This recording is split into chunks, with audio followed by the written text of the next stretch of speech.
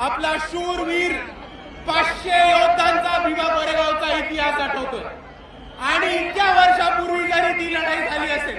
तरी 2025च्या शेवटी 2026 मध्ये जाताना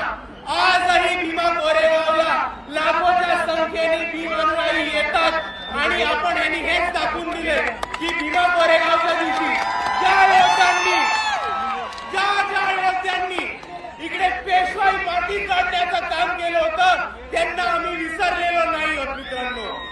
आणि दुसऱ्या बाजूला ज्या 500 शूरवीरांनी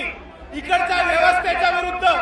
इकडच्या परिस्थितीच्या विरुद्ध आणि इकडच्या पेशवाईच्या विरुद्ध बंद उकरण्याचं काम केलं होतं त्यांना आपण अभिवादन करायला येतो तेव्हा फक्त महाराष्ट्राला नाही तर भारताला नाही तर अख्ख्या जगाला दाखवून देतो की हे बाबासाहेबांची औलाद अजूनही लढलेलो विसरलं नाही होत। 500 लोकांनी तेव्हा वार केला होता आणि मात केला होता पेशवाईचा आणि आजही आपल्या सर्वांना दाखवून द्यायचंय की समोर किती मोठी परिस्थिती असेल, किती मोठी ताकद असेल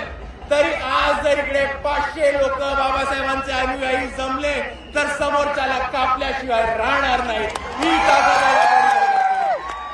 आणि म्हणून मी आपल्या सर्वांना एवढीच विनंती करतो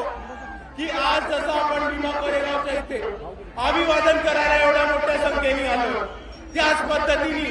आपल्याला हा शौर्याचा इतिहास आणि आपल्याला आपल्या समाजाचा लढवय्या इतिहास पुढे घेऊन प्रत्येक क्षेत्रामध्ये घेऊन जायचा आहे आणि भीमा कोरेगावच्या शौर्यांना आपण तेव्हाच अभिवादन करू जेव्हा आपण त्यांच्या पद्धतीने त्यांच्यासारखे छाती टोकपणे लढणं शिकू। एवढं म्हणून मी माझे 2 शब्द थांबवतो। आपल्या सर्वांना एकदा पुन्हा एकदा जय भीम, जय संविधान।